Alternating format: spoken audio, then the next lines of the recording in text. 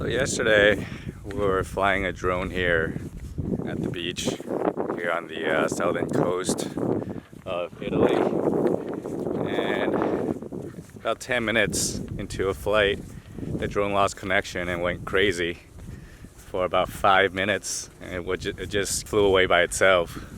I couldn't control it. It just lost its connection and lost GPS signal. We could still see it flying around, and then all of a sudden it just dived straight into the water.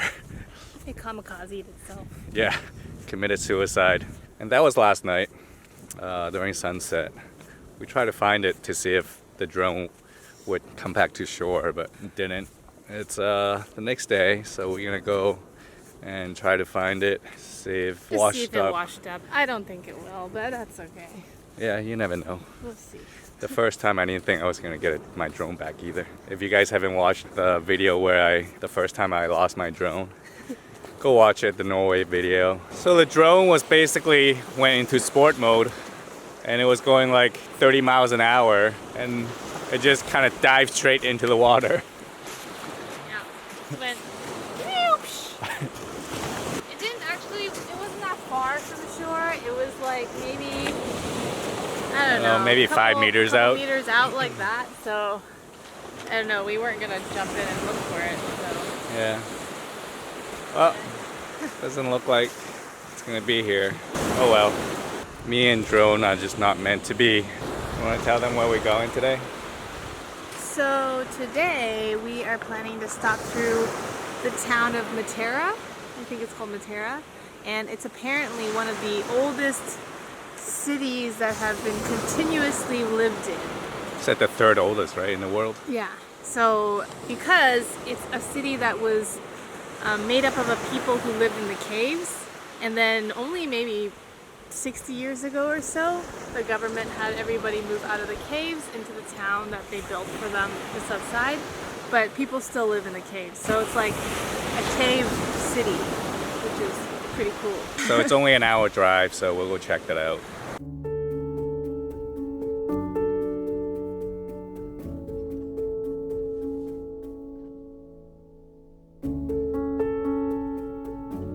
This is it, the town of Matera.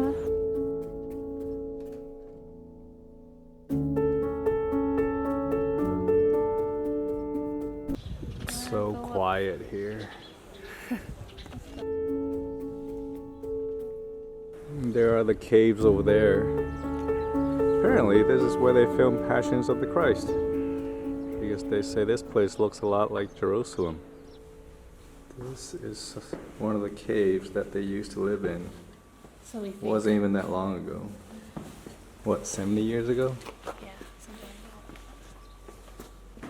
These cave houses are huge. Downstairs, it goes up there. Whoa, so many rooms.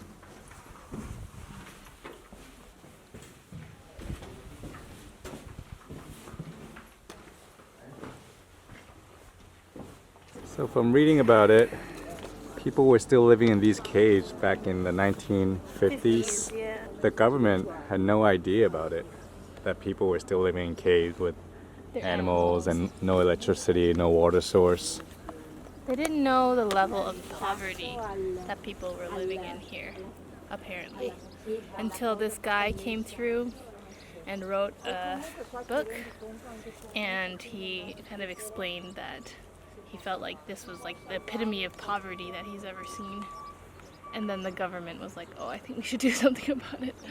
So then the government passed a law to have everybody move out of these cave houses and into newly built apartments in the city that's right next to this now. But then after a while, they started moving back in here when they figured it wasn't really about the conditions, it was more about the economics of the city. So they've been fixing it up now, and now it's a pretty cool place. All these stone facades, like all these houses you see, they're caves inside.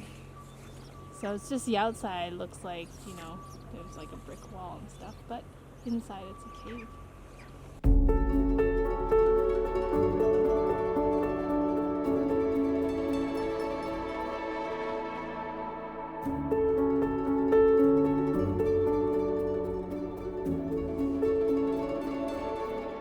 This was a cave church built in the 11th century. It was apparently just one they built as a temporary church while they were fixing the main church. And then later it got used to do like random things. And they started quarrying all the limestone here for other buildings, which is why the ground is all weird now.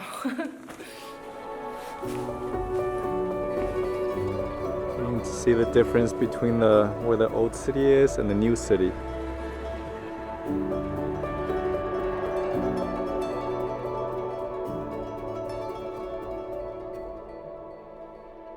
Well, there's a sunset in Madeira. It's absolutely beautiful. Too bad we can't camp here tonight. They already have a no camping sign at the parking lot. Oh, that'd be pretty sweet. Phil's last gelato. Doesn't taste the same anywhere else. What flavors do you get? Pistachio and sweet milk and cream. And I got hazelnut. So we parked at a pretty sweet spot last night.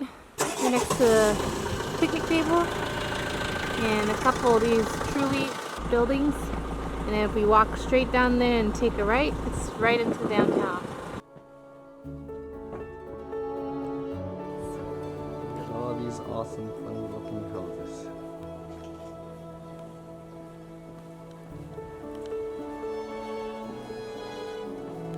This town is famous for them. And apparently it had something to do with the people back in the day. They had to pay tax for mortar, which they'd use between the bricks. So they developed this way of building these houses so they didn't have to use mortar, so they didn't have to pay the tax. And then now they're just, this is how they make their houses.